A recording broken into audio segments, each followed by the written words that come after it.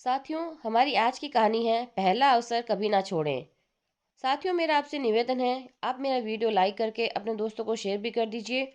और यदि आपने अब तक यह चैनल सब्सक्राइब नहीं किया है तो इसे सब्सक्राइब करके बेल आइकन भी दबा दीजिए, जिससे मेरी नई नई कहानियाँ आप तक सबसे पहले पहुंच जाएगी।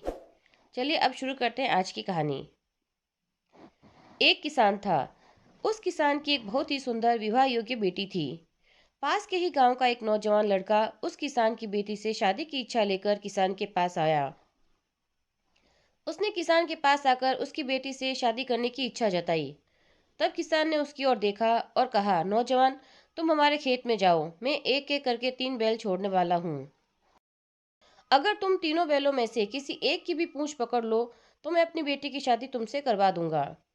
नौजवान इस आसान शर्त को सुनकर खुश हो गया और खेत में बैल की पूंछ पकड़ने की मुद्रा लेकर खड़ा हो गया। तब किसान ने खेत में स्थित घर का दरवाजा खोला और तभी एक बहुत ही बड़ा और खतरनाक बैल उसमें से निकला। नौजवान ने ऐसा बैल पहले कभी नहीं देखा था। अतः उससे डर कर नौजवान ने निर्णय लिया कि वह अगले बैल का इंतजार करेगा, और वह एक तरफ हो गया, जिससे बैल उसके पास से होकर निकल गया। दरवाजा फिर खुला। आश्चर्यजनक रूप से इस बार पहले से भी बड़े आकार का और भयंकर बैल निकला। नौजवान ने सोचा कि इससे तो पहले वाला बैल ठीक था। फिर उसने एक और होकर बैल को निकल जाने दिया। जब दरवाजा तीसरी बार खुला, नौजवान के चेहरे पर मुस्कान आ गई। इस बार एक छोटा और मरेल बैल निकला।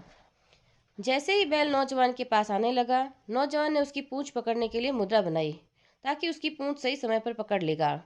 परंतु यह क्या, उस बैल की तो पूंछ ही नहीं थी। उस बैल को देखकर उसने अपना माथा ही पकड़ लिया था। अब वह पछताने लगा कि काश मैं पहले ही बैल की पूंछ पकड़ लेता। यदि यह हो पाता तो इस लड़की से मेरा विवाह हो सकता। परंतु अब क्या, कुछ भी नहीं हो सकता। मैं अब उस लड़की से विवाह नहीं कर पाऊंगा। अब तो मेरे पास उस लड़की से विवाह करने का कोई अवसर ही बाकी नहीं रहा। इस लड़की से विवाह करने का मेरा सपना सपना ही रह गया। साथियों, इस कहानी से ये शिक्षा मिलती है कि हर एक इंसान की जिंदगी अवसरों से भरी हुई है। कुछ सरल है और कुछ कठिन। पर अगर एक बार अवसर गंवा दिया तो फिर वह अवसर दोबारा नहीं मिलेगा। अतः हमेशा प्रथम अवसर को कभी भी छोड़ना नहीं चाहिए। जय श्री कृष्णा साथियों। कल फिर मिलते हैं एक नई कहानी के साथ।